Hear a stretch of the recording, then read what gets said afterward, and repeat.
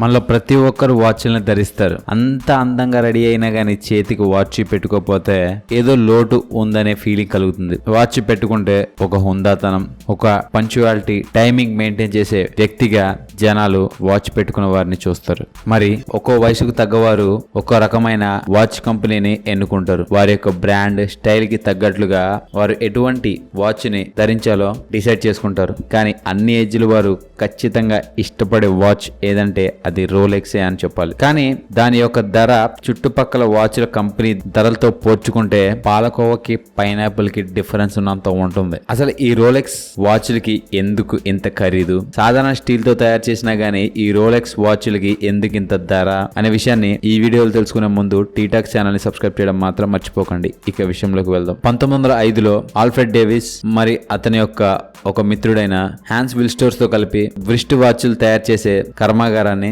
London లో స్థాపించారు. తయారు చేసిన రిస్ట్ వాచ్లను అందమైన కేసుల్లో పెట్టి అమ్మేవారు. మరియు వీరు తయారు చేసిన ప్రతి ఒక్క గడియారం వెనక ఒకవైపు W&B అనే హాల్ మార్క్ ను ముద్రించేవారు. గడియారంలో ఉన్న డయల్స్ పై వీరి పేర్లు ముద్రించి అమ్మేవారు. అతి తక్కువ కాలంలోనే వీరు తయారు చేసిన రిస్ట్ వాచ్లకు మంచి పేరు వచ్చింది. మంచి పేరుతో పాటుగా వారికి ఒక సమస్య కూడా వచ్చింది. లండన్ లో అప్పట్లో చేతి గడియారాలని తయారు చేసే స్టీల్, వెండి, బంగారంపై ఎక్స్పోర్ట్ మరియు ఇంపోర్ట్ ట్యాక్సులు ఎక్కువగా ఉండేవి. ఇలా ఉండడంతో వీరికి ఆశించిన లాభాలు రాలేదు. ఈ సమస్యకు పరిష్కారంగా తమ కర్మాగారాన్ని స్విట్జర్లాండ్ దేశంలోని జెనీవా నగరానికి మార్చారు. 1915 నవంబర్ 15న తాము తయారు చేసే గడియారాలకు రోలెక్స్ అని పేరు పెట్టుకున్నారు. నిజానికి రోలెక్స్ అంటే అసలు అర్థం లేని పదం. ఈ పదం పలకడానికి మరియు వినడానికి బాగుంటుందని తాము తయారు చేసే గడియారాలకు ఈ పేరు వారు పెట్టుకున్నారు. 1945లో రోలెక్స్ కంపెనీ నుండి వచ్చిన డేట్ జస్ట్ అనే వాచ్లు గడియారాల చరిత్రలోనే ఒక పెను సంచలనం. ఈ వాచ్ల్లో డేట్ ని అడ్జస్ట్ చేసుకోవచ్చు. ఈ వాచ్లు తేదీ మారే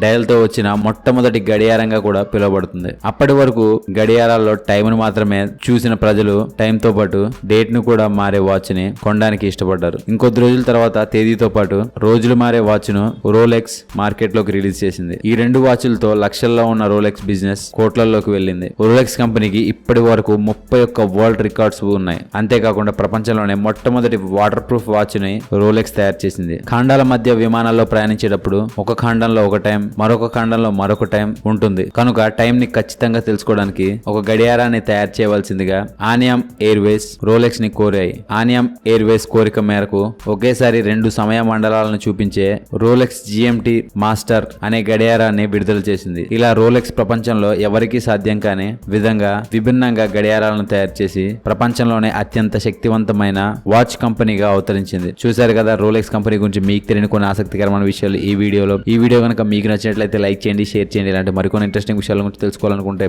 టీటాక్ ఛానల్ని సబ్స్క్రైబ్ చేయడం మాత్రం మర్చిపోకండి. Thank you for watching.